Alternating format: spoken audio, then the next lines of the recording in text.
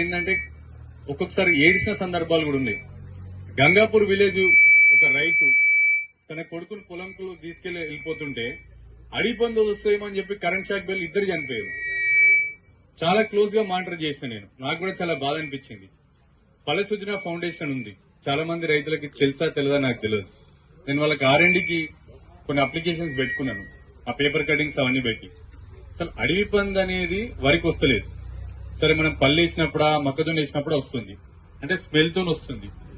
మీరు ఆ స్మెల్ అన్నా అడిపందికి చేరకుండా చూడండి, లేకపోతే ఏదన్నా ఒక స్మెల్ చూస్తే అడిపంది మన పొలంలోకి రాలంటే ఆ స్మెల్ అన్నా డెవలప్ చేయండి.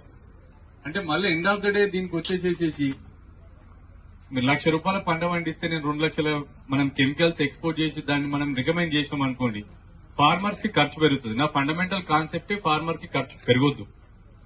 ఫస్ట్ థింగ్ ఏంటంటే ఫార్మర్ కి ఖర్చు పెరగొద్దు. రెండోది ఏంటంటే ఈజీగా అడాప్ట్ చేసుకున్నట్టు ఉండాలి. మూడోది అప్లికేషన్ మళ్ళీ ఆయన ఈజీగా దాన్ని తయారు చేసుకుంటానికి ఉండాలా.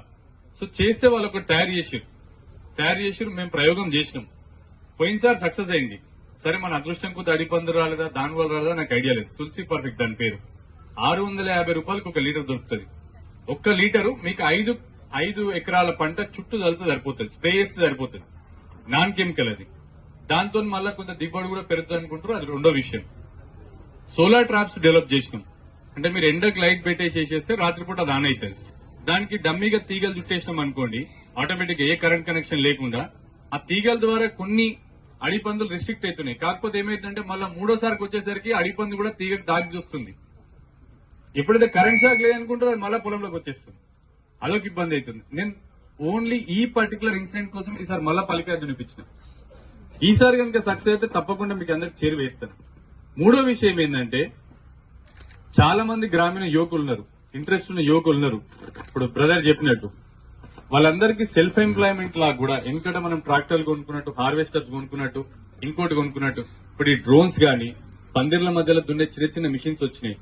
అవి కొనుక్కోవడం ద్వారా గవర్నమెంట్ కి ఏమైనా సబ్సిడీస్ ఉంటే దాన్ని ప్రొవైడ్ చేయడం వల్ల చాలా మంది అన్ఎంప్లాయిడ్ యూత్ కి చాలా మందికి ఉపాధి కల్పించిన వాళ్ళం అవుతాం. అన్నిటికంటే వెరీ మచ్ ఇంపార్టెంట్ ఏంటంటే కొన్ని ఇట్లాంటి రైతు సదస్సులు నెక్స్ట్ టైం చేసినప్పుడు నాకు గనుక కొంచెం ముందే ఇన్ఫర్మేషన్ ఉంటే, ఇంతమంది రైతులు పార్టిసిపేట్ చేస్తారని నాకు కూడా ఐడియా లేదు, కానీ ఇంతమంది రైతులు పార్టిసిపేట్ చేసినందుకు మొదట నాకు చాలా సంతోషంగా ఉంది. నెక్స్ట్ టైం ఇలాంటి వేదికలు మనం